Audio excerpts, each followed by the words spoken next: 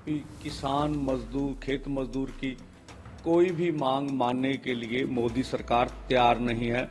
वो भाग निकली है कि हमें एमएसपी लीगल गारंटी कानून। तो मोदी जी पूरे देश के आंदोलन को पंजाब में रोककर ये पंजाबियों का हरियाणियों का आंदोलन बताना चाहते हैं। तो जो आंदोलन खनौरी और शंभू बॉर्डर पर चल रहा है उसको 16वां दिन हो गया है और जो हम केंद्र सरकार की मोदी सरकार की नीति देख रहे हैं वो स्पष्ट नजर आ रही है कि किसान मजदूर खेत मजदूर की कोई भी मांग मानने के लिए मोदी सरकार तैयार नहीं है।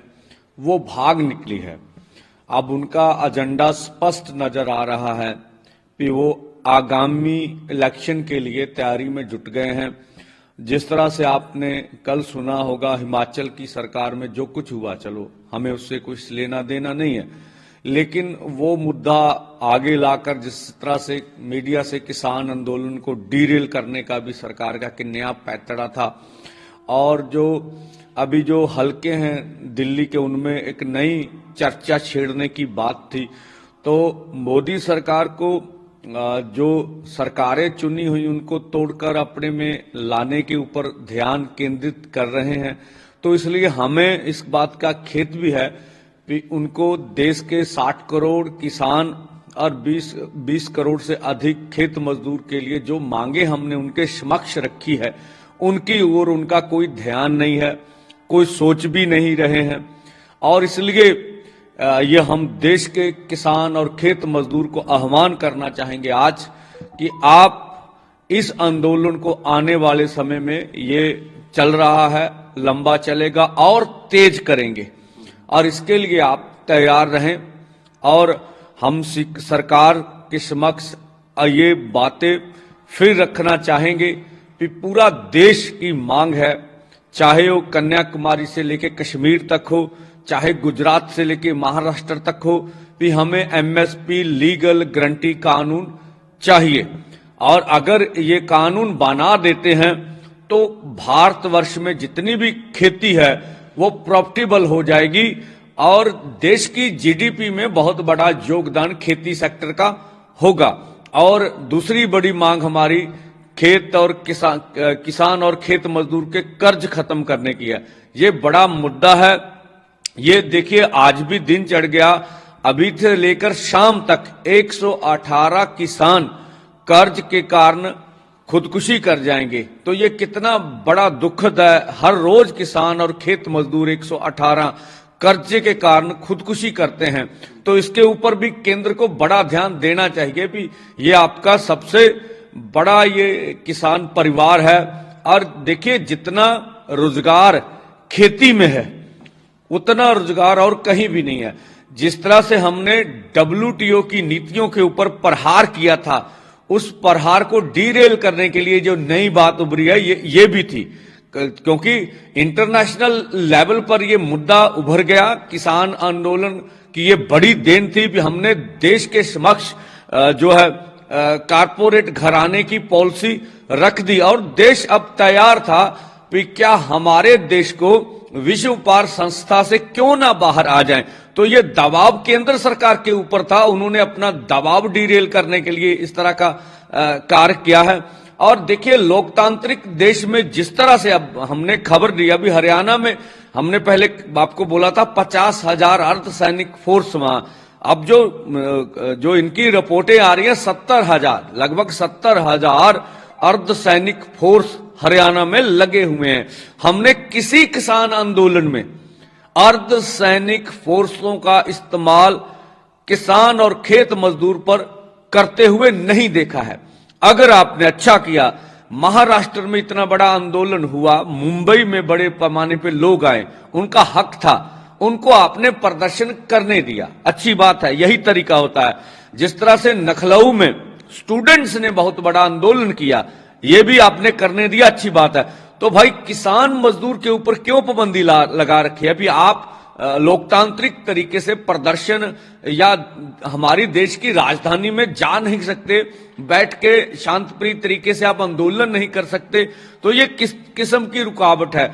तो मोदी जी पूरे देश के आंदोलन को पंजाब में रोककर ये पंजाबियों का, हरियाणवियों का आंदोलन बताना चाहते हैं। देखिए, आरएसएस की ये नीति रही है कि इस आंदोलन को सिखों का आंदोलन कहा जाए। मुझे नहीं लगता आरएसएस जो कर रही है देश की एकता और अखंडता के लिए ये उचित होगा। तो उन्हें ये देश के 60 करोड़ से ऊपर किसान और अगर खेत मजदूर की करें तो वो 80 करोड़ बन जाते हैं। उन सबकी मांग है कि हमारी एमएसपी लीगल गारंटी कानून मिले। जैसे लखीमपुर खीरी का इंसाफ है, ये कौन देश के वासी है जो मांग नहीं करते। अब देखिए, ये सरकार किसानों के कत्ल करने वाली, किसानों को शहीद करने वाली सरकार साबित हो रही है। अब इसका आंकड़ा देखिए, हमारे 5 आदमी एक पत्थर का लखीमपुर खीरी में इन्होंने शहीद किया। अगर आपको हरियाणा का पता होगा तो सर के ऊपर लाठियां चलाकर जो सुशील कांजला जी थे हमारे शहीद, उनको शहीद किया गया था। और अभी शुभकर्ण सिंह को शहीद किया गया, और दिल्ली में नवरी सिंह जी डिबडिबा को शहीद किया गया था। तो सीधे सीधे केंद्र सरकार के जो सीधे सीधे उन्होंने शहीद किए हमारे किसान, तो आप उनकी तादाद देख लें। तो क्या केंद्र इस तरह से देखना चाहता भी किसानों की शहादतों वाली सरकार बनना चाहती है, भी जो किसानों के कत्ल करती है, किसानों के ऊपर जबरदस्त लाठियां बरसाती है। तो क्या देश आने वाले समय में ऐसा फैसला करेगा कि जो किसानों की कातिल सरकार है अब उसके साथ रहना है, या आपने आंदोलन करना है? प्रिय ढंग से, शांतमयी ढंग से हम पूरे देश में इस आंदोलन को बढ़ाएंगे और बड़ा होगा आंदोलन। आप देखिएगा, कोई राज्य नहीं रहेगा जो प्रदर्शन नहीं करेगा। जिस तरह से पिछले समय में हमने बोला था, यह सबसे बड़ी पहली बार बात हो रही है कि आदिवासी परिवार हमारे साथ आ रहे हैं। तो खबरें थी भी 37 जिलों में उन्होंने हमारे हक में प्रदर्शन किया। बड़े बड़े परिवार हैं, और उन्होंने कहा भी हम नॉन कम्युनिस्ट हैं, ये भी उन्होंने लिखकर भेजा है। तो ये बातें देश सारा देख रहा है। हम तो कहेंगे भी भगवान केंद्र सरकार को, स्वयं प्रधानमंत्री जी को सद्बुद्धि दे, और वो किसान आंदोलन पर अर्धसैनिकों की दुर्वर्तों जो हो रही है, जो ताकत का इस्तेमाल हो रहा, उस रास्ते को छोड़कर किसानों को अपनी राजधानी में बैठने का, पीसफुल ढंग से आंदोलन करने का अधिकार दें। और सबसे बड़ी बात है जो हमने मांगे, हर मीटिंग में चर्चा हो चुकी है, चर्चा में सभी बातें क्लियर हो चुकी है। अब तो केंद्र सरकार उन मांगों का ऐलान करें, स्वयं प्रधानमंत्री आगे आए, इसीलिए इस आंदोलन का सुखद हल किया जा सके। आपने शुरू में हिमाचल का जिक्र किया, तो एक बार उसको जरूर बता दीजिए दोबारा से पूरे मामले पर कि आपको ऐसा क्यों लगता है कि ये मामला किसानों के आंदोलन से कहीं ना कहीं रिलेट चीजें हो रही हैं। देखिए, जो WTO की नीति है उसके पीछे कारपोरेट घराने हैं, दुनिया की सरकारें वह चलाते हैं। अब जब हमने बिल्कुल नीतिगत ढंग से ये देश की पटल पर ये मुद्दा उठाया कि असल में हमें जो एमएसपी लीगल गारंटी कानून जो नहीं मिल रहा है, या देश की हमारी खेती जो घाटे की खेती हो रही है, उसके पीछे कारण क्या रहे हैं। तो हमने जब समीक्षा की है कि 1995 में जो विश्व व्यापार संस्था के साथ भारत सरकार का समझौता हुआ, उसमें एक खेती सेक्टर में भी समझौता हुआ था कि आप सब्सिडी नहीं दे सकते, आप प्रोक्योरमेंट नहीं कर सकते, इस तरह के बातें उसमें लिखी हुई हैं। तो इसलिए हमें ये चीजें नहीं मिल रही जब तक भारत WTO से खेती सेक्टर को बाहर नहीं करेगा। इससे पहले का भारत का जो खेती मॉडल था वो आजाद खेती मॉडल था, जो हमारे देश के अर्थशास्त्री से खेती के माहिर थे, वो अपने ढंग से इस खेती को निर्णायक भूमिका निभा पर चलाते थे। जो जो अलग अलग राज्यों की मांग थी, अलग अलग हमारी फसलें थी, हमारी आबो हवा, हमारा सब तरह का मौसम, उस तरह ढंग से हम जो फसलें उगाते थे।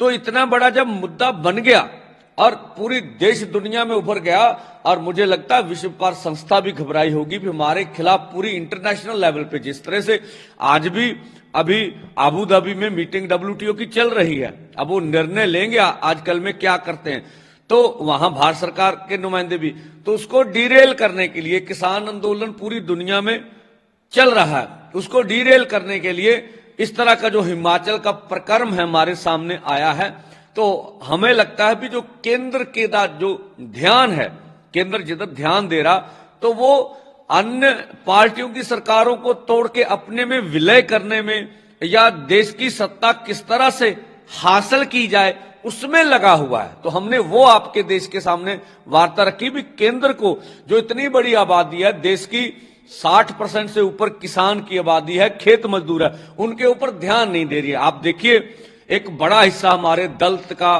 खेत मजदूर का है। हमने कहा नरेगा पर, देखिए नरेगा तो सरकार ने खुद चलाई हुई है भी, आप 100 दिन का बोलते हैं तो जो सरकार की कैलकुलेशन आई है वो 54-55 दिन हमें रोजगार मिल रहा। तो हमने कहा 200 दिन रोजगार दे दिए, तो बजट का ही सवाल है ना, इसमें तो कुछ नहीं, रोजगार की बात कर रहे हैं कि हमारे लोगों को रोजगार मिले, और ये नरेगा का कार्य जो है खेती सेक्टर में डाल दें तो उस काम की कोई भी उसमें दुविधा नहीं होगी। तो इस तरह की जो खेत मजदूर और दलित किसान की जो जमीन खेतों में काम करते हैं उनकी मांग पर ऊपर भी कोई ध्यान नहीं दिया जा रहा, और जो हमने सारी वार्ता उनके समक्ष रख डाली है उनके ऊपर ध्यान देने के अलावा अकेले दूसरी चुनी हुई सरकारों को अपने में विलय करने के लिए हमारा ये मकसद नहीं है कि कांग्रेस अच्छी रही है। कांग्रेस ने भी अपने समय में, जब कांग्रेस ने 1992 में ये तजवीजों के ऊपर साइन किए, तो सबसे बड़ी गलती तो कांग्रेस ने भी किया, और कांग्रेस भी जो कुछ अभी मोदी सरकार करी है अपने कार्यकाल में ऐसा करती रही है। लेकिन अभी जो देश में आंदोलन चल रहा है उस पर ध्यान देने के अलावा अभी केंद्र सरकार अपना चोन कैसे जीती जाए, तो मुझे लगता है सत्ता हथियाने के ऊपर ज्यादा जोर दिया जा रहा है, और इतने बड़े जो किसान मजदूर, जो देश की रीढ़ की हड्डी है, देश किसान और खेत मजदूर से बनता है, उसके ऊपर ध्यान नहीं दिया जा रहा।